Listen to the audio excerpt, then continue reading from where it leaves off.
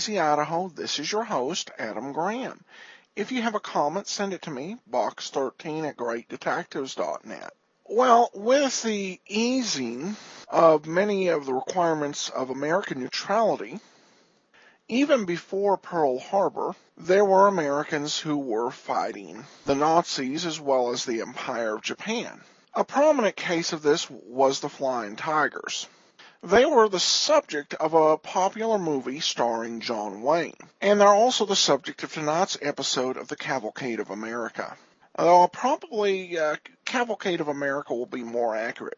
But let's go ahead and take a listen to today's episode, The Flying Tigers, from January 25th of 1943.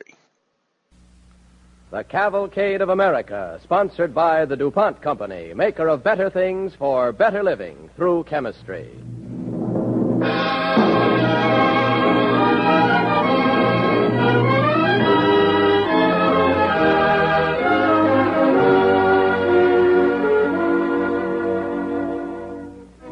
Good evening, ladies and gentlemen. This is the Cavalcade of America, sponsored by DuPont, presenting Ralph Bellamy in The Flying Tigers.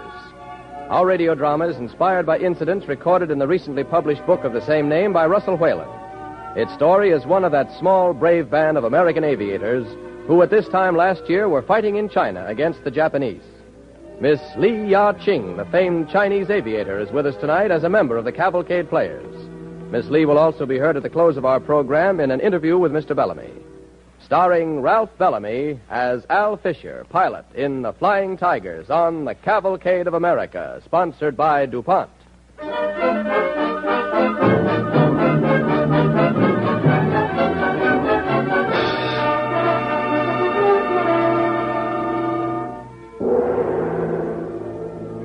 1 year ago, as a dazed and stunned America awoke to the full realization of the infamy of Pearl Harbor, a small band of gallant men produced a tiny ray of hope in a world blacked out in gloom. They were the Flying Tigers, whom Madame Chiang Kai-shek called my angels, with or without wings. With too little ammunition, with planes taxed to the last ounce of endurance, with food and shelter where they could find it, they made history by defending the Burma Road, lifeline into China. It is their valor that we salute tonight, the valor of the Flying Tigers. The time, January 1942. The place, the officers' quarters of a battered airport in a clearing just outside Rangoon. Hey, Nora, how about checking on the weather before Flight B gets back? Stick around a while, Randy. It's early yet. Oh? Want to get the Tokyo News report on the radio. Is it 5 o'clock already? Yeah, that's right. Time for our daily laugh with those Jap announcers. Say, I wonder if they... Shush. Quiet. Tokyo Radio reporting. The American volunteer group, commonly known as the Flying Tigers, at one time constituted our most important enemy in Asia. This ought to be good. The thousands of planes they brought with them from America represented a serious threat to our campaign in Burma. But today, January 29th, 1942, we are happy to announce their utter and complete destruction. Listen to that, will you? Oh, turn that guy off, Nari. No kidding. He roots for those Japs like a Dodger fan. Yeah, that's the fourth time this month Tokyo has reported our complete destruction. Yeah. I wonder where they got the idea we had 1,000 planes. Well, I guess they figure we wouldn't try to defend Rangoon without them. Well, I'm glad they think we've got plenty. Might be really tough if they knew we only had 18 of these old crates on the field. I don't think we got 18 anymore, Randy. That ship I came down in yesterday won't go up again for a long time. When do you think we're going to get replacements? Replacements? With the Japs right around the corner in Mulmain, it's going to be hard to get ammunition and parts into Rangoon, to say nothing of new planes. Yeah, I guess that's right. The only replacements we'll get are transfers from Squadron 2 up in Kunming. We won't get many of those either. They need all the planes and men they got. Didn't they send down any pilots today? Yeah, 3 of them landed a little while ago. 3? Is that all? Well, that practically doubles our personnel. Who are the 3? I don't know their names. That friend of Smitty's is one of them. You mean the one that's always talking about Smitty's sister? Yeah, Al somebody. Al Fisher? That's right, Al Fisher. Boy, I'll bet he doesn't recognize Smitty after 7 weeks of Rangoon. Uh-oh. Flight B is back. How many? 2, 3, 4, 5. 5. It's tough. 1 down. Yeah. Well, maybe he bailed out. Maybe. Finley got back once after he bailed out. Yeah. Stevenson didn't. Wonder who it was. Well, quit talking about it, will you? We'll find out soon enough. Come. Hi, everybody. The troubles are over. I just flew down from Kunming to take the situation in hand. Oh, are you one of the new replacements? That's right, Al Fisher, wingman from Squadron 2.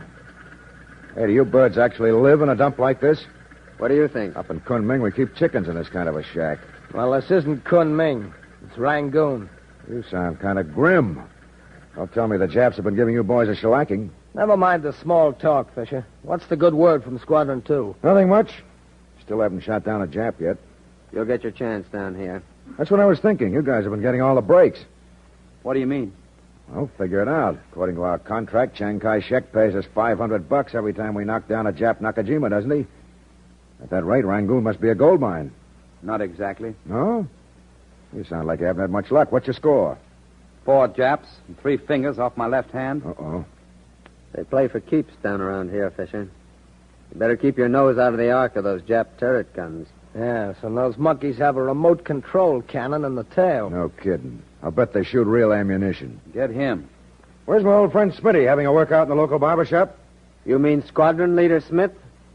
He's on the field. He just landed. Oh, is that him leading the flight? Doesn't he do a victory roll anymore when he buzzes the field? No, not anymore. Well, how about some food? I'm starving. Don't expect any fancy menus down here, Fisher. For the past 3 days, we've been eating nothing but cauliflower. What's the matter with the markets? Nobody to run them. Jap bombs chased half the civilians out of Rangoon. Killed most of the rest of them. Are you guys trying to frighten me? Nope. We're trying to tell you that things are a lot different than they were a couple of months ago, when the contracts we signed with China were new and shiny. This isn't a contract job anymore. We're at war. Sure, I understand, only I didn't sign up with China because I thought it'd be an easy job. I signed up because I needed the money, and I still do. Well, tell it to your squadron leader. He's coming in now. At ease, men.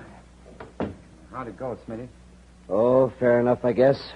Got 14 planes in all. 9 big rats, 5 little ones. Haines didn't come back. Think he got away? No, I'm sure he didn't. I saw him land. Haines, huh?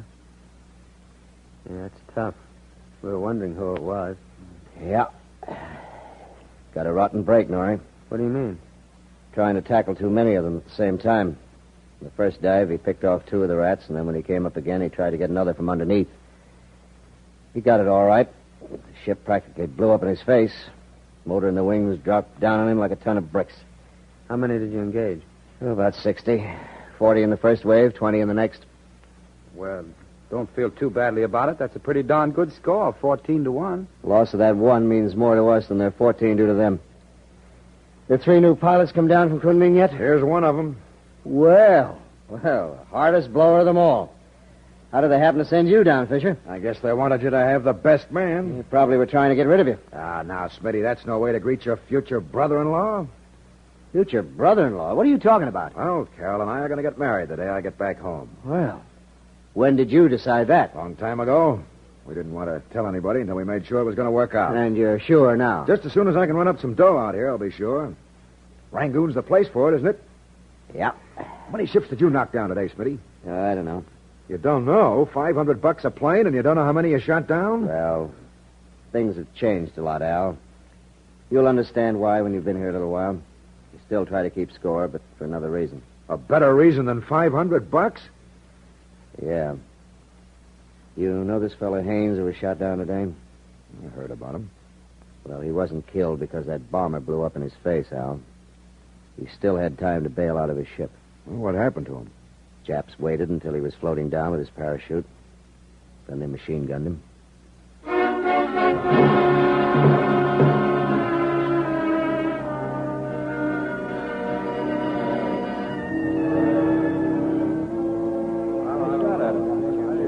Attention, men. Here comes Smith. All right, man, at ease. I asked you to come to the Ready Shack this morning and tell you a few things about the way I've been flying lately. Now, for one thing, we're taking too many chances, not paying enough attention to fundamentals. For instance, you, Randy. Yes? You're not extending your dives enough to outrun your opposition. That's what Stevenson did, and you know what happened to him. Yes, sir. Now, you've got to make sure you're in the clear before you level off your dive. If you don't, you turn around one of these days with a handful of rats in your tail. Okay, Smitty. I'll watch out for it. Okay. Now, you, Al. Ah, don't rub it in, Smitty. I know I haven't scratched the score sheet. You don't have to call it to everybody's attention. Well, the reason you haven't connected is you're too eager. You open fire long before they're in range. You can't outmaneuver them. So wait for them to make a mistake. Take it easy, Al. Wait for your advantage and then go in and make the kill. Yes, sir. One more thing, fellas. Getting low on ammunition, so don't spray it all over the Gulf of Martaban. Make sure every shot counts. All right, man, that's all. You know what's the trouble with you, Fisher? Yeah, I know. You've been shooting through a dollar sign instead of your gun sight. Look, Randy, I'm the guy that's losing the dough, and if you don't mind, I'll lose it the way I please. Quiet a minute, man. Message coming in from Patrol Flight A. What's the story, Gordon? 20 medium bombers east, coming in at 5,000 feet. That's it, boys. Scramble. Randolph, Gordon, Right, Fisher, sir. Wilson. Right. Scramble.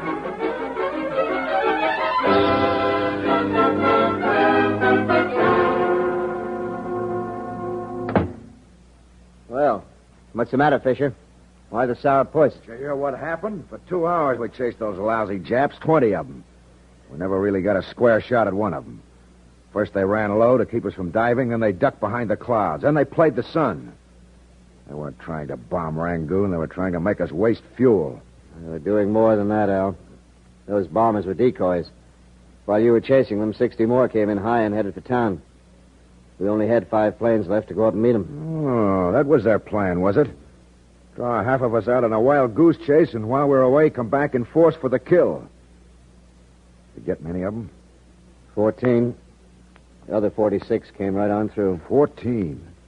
14 rats right overhead, and I had to go chasing all over the Gulf of Martaban for the cheese. Just my luck. Did you hear what I said, Al? 46 got through to Rangoon. So what? 46 planes bombing Rangoon. You got the nerve to talk about the score you missed. Well, I got a tough break, didn't What I? about the people in town? You ever stop to think what kind of a break they got? For crying out loud, Smitty, don't lose your sense of proportion. Just because you've been here a couple of months doesn't mean you have to break your heart for a bunch of coolies.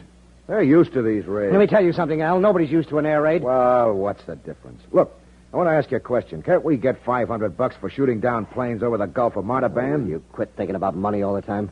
Aren't you out here to get the dough? I'm out to get every Jap I can lay my hands on, whether he's in the air, the water, or the ground. Get wise to yourself, Fisher. Outside of you, there isn't a man in this squadron who wouldn't give $500 to shoot down a Jap plane. Why don't you lay off of me? I told you why I joined this outfit. I told you why I'm so anxious to make dough. If I weren't in love with your sister, Oh, what's my sister got to do? Everything. Why do you think I signed up to fight Japs before America got into it? Because I like getting shot at? Why did you Because I sign wanted up? to make a pile of dough this year so I could ask your sister to marry me. I didn't think I had a right to without it. Listen, if I were in my sister's shoes, I'd have to have a lot more than money to marry a guy like you. Look here, Smith. I don't want you to let this get personal. Now, never mind that, Fisher. I got some bad news for you. Next couple of days, we're going to have to help out the Chinese army along the Salween River. That means strapping raids, without a chance of shooting down Jap Well, planes. you can send somebody else on those jobs. Everybody has to take his turn. Those are orders. Okay, Commander. Only it's a rotten way of getting even with me.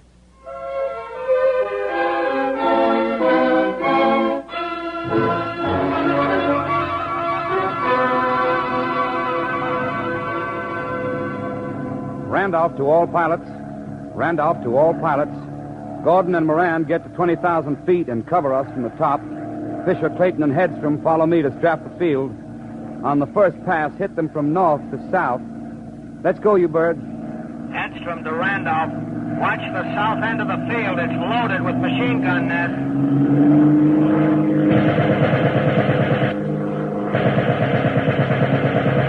Randolph to Fisher, Hedstrom, and Clayton. Nice going, lads. Now let's do it again.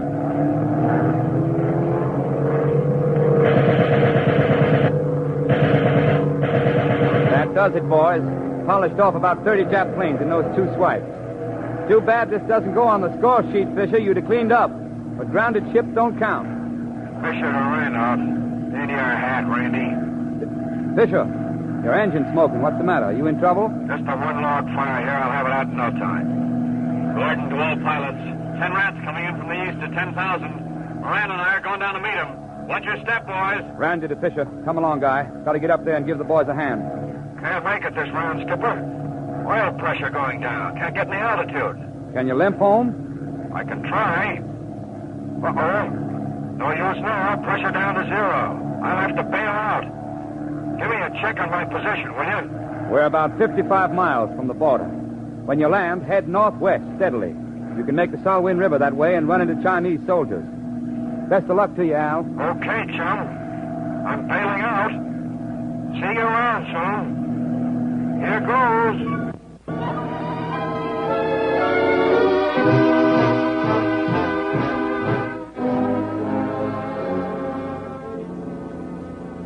You are listening to Ralph Bellamy as Al Fisher, Flying Tiger, on the Cavalcade of America, sponsored by DuPont. As the curtain rises on the second act of our play, Fisher is staggering through jungle brush after having bailed out of his flaming plane. A group of Chinese soldiers, mistaking him for a Jap, fire on him as he approaches. Hey! Wait a minute. Don't shoot at me. I'm an American. I'm on your side. I'm an American, fellas. Flying Tiger. Me, American Volunteer Group. Now, wait a minute. Hey, let go of my arm. What do you think I am, a chap? Look, you got me wrong. My name's Fisher. You're making a mistake. Look at the back of my jacket. There's a message on it in Chinese. Oh, now you gotta believe me. Wait a minute. I'll prove to you I'm a Flying Tiger. Here, look at this. Look at this banknote. Look at the signatures on it. Joe Finley, Scarsdale Jack Newkirk. Scarsdale Jack? Yeah. Scarsdale Jack? Yeah, I'm a friend of his. You know Scarsdale Jack. He's my friend. Yeah, look, this is his signature on the banknote. Look, this is his signature. Look on the banknote. Tiger? Fly Tiger? Yeah, me, Flying Tiger. I'm your friend, Flying Tiger. Oh, you guys are talking. Okay. Thanks for helping me, boys. I feel kind of weak. Wish you'd take me to a farmhouse or something. Need a drink of water. Savvy? Water. Farmhouse. Water.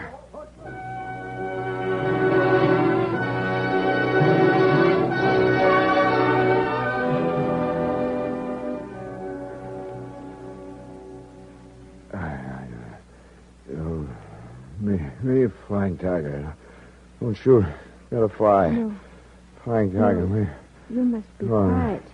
You must rest. What? Will you... Hey. What's happened? Where am I? Do not worry, Flying Tiger. You are safe now. Wait a minute. What am I doing here? You have been out in our house because you have been very ill. Oh. Soldiers bring me here? Yes, that's right. The soldiers brought you here. Oh. Tell me, where did you learn English? Oh, I study with others at mission school. Well, thanks a lot for taking care of me. Listen, what's that? That's guns. Japanese guns. But you will go before they come. Yeah. Gotta get back to headquarters. My father has gone to tell the soldiers to bring ox carts, and they will take you to Lashio. To Lashio? That's where I gotta go. If I can get back there, I can tell the other... Oh, my leg. Sorry. Yes, you must not try to walk. Your leg is badly burned. Guess it was, all right. Well, nothing to do now but wait. Hey, I'm not a very polite patient. I haven't even asked my nurse her name. My name is Lao Ming. Lao Ming. You live here with your family, Lao Ming? Yes, I live with my father. Oh. Uh-huh. Got any brothers or sisters? My brother is in the army. My mother is dead. The Japanese killed her. Oh, I'm sorry. Air raid. No, not air raid. The Japanese use her for practice with machine gun. Oh, I see. Oh, I think the ox cart is here. We must put you on the stretcher. Yeah, I guess we'd better get going. All right. Don't get excited, boys. We're coming. We must hurry. All right. Easy does it. Just slide me onto the cart. I'm holding on. Still some distance. There. That's swell. All right, Lao Ming. Come on, get your father and get on. Oh, no. My father and I are not going. Not going? No, there is no more room on that cart. Well, you can't stay here. You can't stay behind and face those Japs. I won't let you. No, you must go. You can help win the war. Don't be a fool. They'll kill you. You will shoot down planes, and we cannot. You're flying tiger. I won't let you do it, Lao Ming. Please, you're wasting time. Oh, no, wait, Lao Ming. I'm not the one you want to save. Not me, Lao Ming, not me. Get well, flying tiger. Get well soon, and come back and fight for China.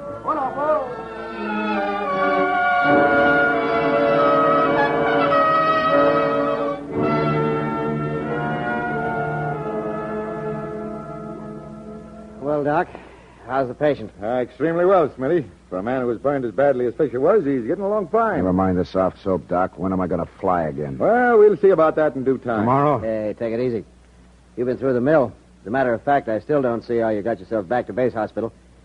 We thought sure we'd never see you again. Listen, Smitty, I got to get up in the air again. Now, you do like the doctor tells you to do. Stick around a couple of more days and see how you feel. I can't wait a couple more days. The group will be disbanding in a week, and I've got to get at least one more ship before then. Only one? I thought you needed two to fill out your quota. I don't know. Gonna find out. Sounds like a raid on the field. It is a raid. They picked a smart time to come over. Only got 3 men to go up in the air. See you later, Al. Yeah. Sounds like they're coming over in force. Well, there's no point in trying to get to shelter. We're in a fairly safe place here. I wasn't thinking about that. I was thinking about... Doc. Huh? I got to get out there. What? I got to get up in the air and Get help back out. in that bed, Fisher. Didn't you hear what Smitty said? He's only got 3 men to go up in the air. I got to make it 4. I got to get up there and join You him. get back in that bed. I can't hear you, Doc. Keep the bed warm. I'll be back in an hour.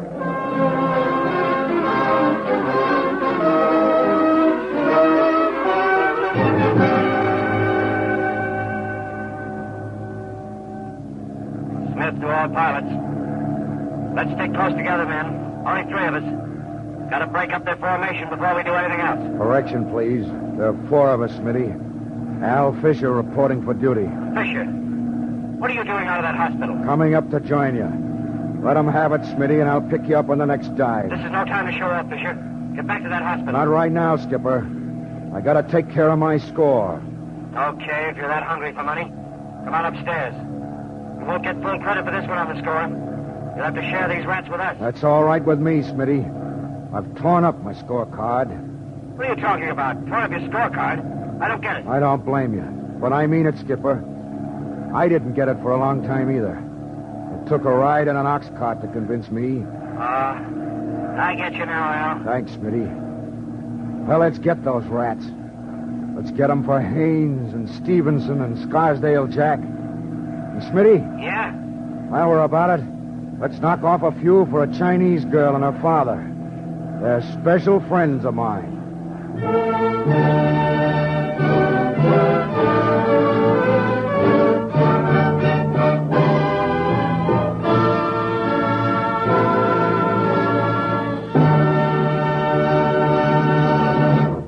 Thank you, Ralph Bellamy. In a few moments, ladies and gentlemen, Mr. Bellamy will return to the microphone to present our special guest, Miss Li Ya-Ching. Meanwhile, we have a story of chemistry. From New Delhi, India, Sonia Tomara, famous foreign correspondent of the New York Herald Tribune, reports that at night the temperature falls below 40 and that American troops have donned a new winter uniform, dark olive green shirts and trousers with wool-padded field jackets. Those are Army field jackets. Behind these jackets, worn by American soldiers, is an interesting story. The blouses worn by our soldiers in the First World War were heavy and so tight in the sleeves as to cramp a man's arms. No more of that, said the Army. This time we want something new and better. A jacket that gives a soldier freedom of action. It must resist wind, it must shed water, and it must be able to take a lot of punishment. The job of finding or creating such a jacket was given to the Quartermaster Corps. The Quartermaster Depot of the United States Army in Philadelphia maintains the largest fabric testing laboratory in the world. A laboratory that can handle 4,000 samples of material a day. experts in the Quartermaster Depot went to work.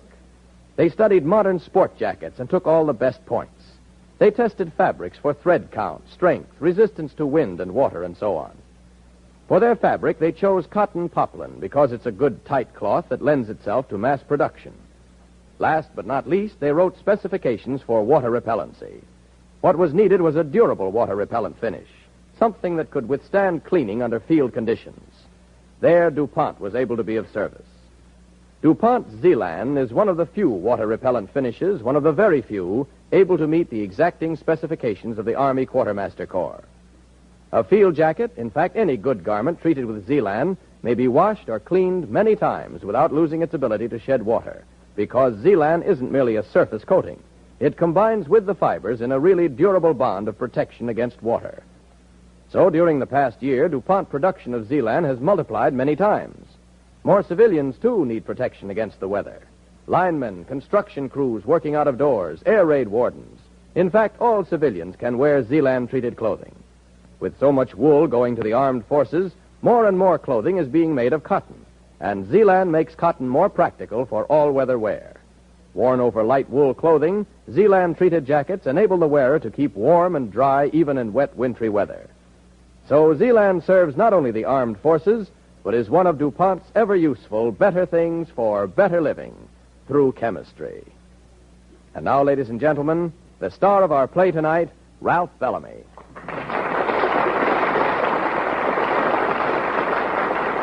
Thank you. There's someone here tonight from whom I'm sure you'd like especially to hear. Miss Li Ya-Ching, who played the part of Lao Ming in our play tonight. Miss Li is an expert aviator. In fact, I believe she's the first Chinese woman in history to pilot an airplane. Miss Li has been through bombings in her native country. For a long time, even before the war, she was on the Japanese blacklist because of her antagonism to Japanese intrusion. Being a woman of China and a pilot as well, she should be able to tell us something personal about what the Flying Tigers have meant to the Chinese people. Ladies and gentlemen, Miss Li Ya-Ching.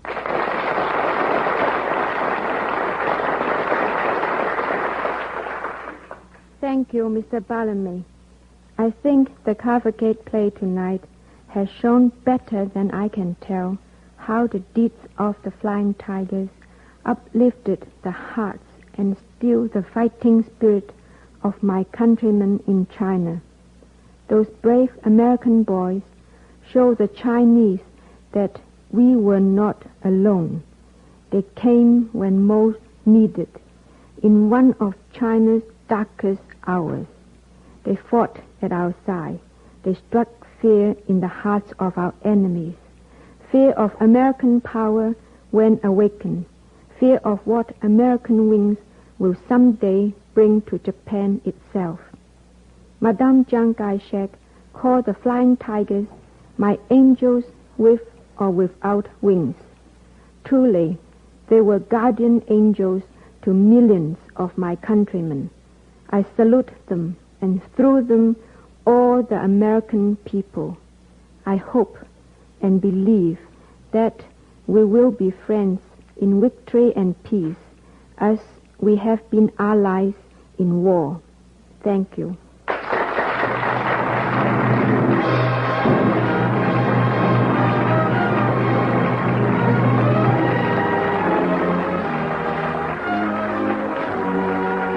Next week, ladies and gentlemen, the Cavalcade of America, sponsored by DuPont, will present the popular screen player Joseph Cotton in a new radio play, To the Shores of Tripoli.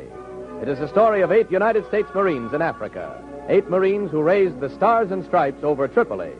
Our play is not of today, but 138 years ago. Be with us again next week when Joseph Cotton plays William Eaton in To the Shores of Tripoli. Tonight's play was written by Robert Sloane, based on material from the book The Flying Tigers by Russell Whalen. The orchestra and original musical score tonight were under the direction of Don Voorhees. This is Clayton Collier sending best wishes from Cavalcade sponsor, the DuPont Company.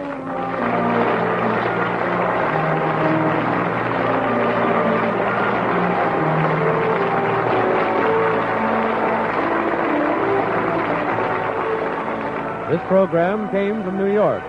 This is the National Broadcasting Company.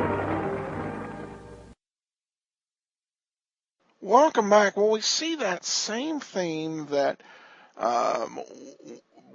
we heard way back when we played Johnny Quinn, United States Navy, of people learning to live life not just for themselves, but for a greater cause. And I think that they brought home the importance of that in a very moving way. That'll do it for now. If you have a story about your experiences or that of a loved one in World War II, I'd love to hear from you. I welcome all your comments at box13@greatdetectives.net. Ken Curlin provides the opening theme. Heroic, KenCurlin.com. Andrew Rhines edits our sound. OTRWesterns.com. I'm your host, Adam Graham. The war is offered as a service of the great detectives of old-time radio. www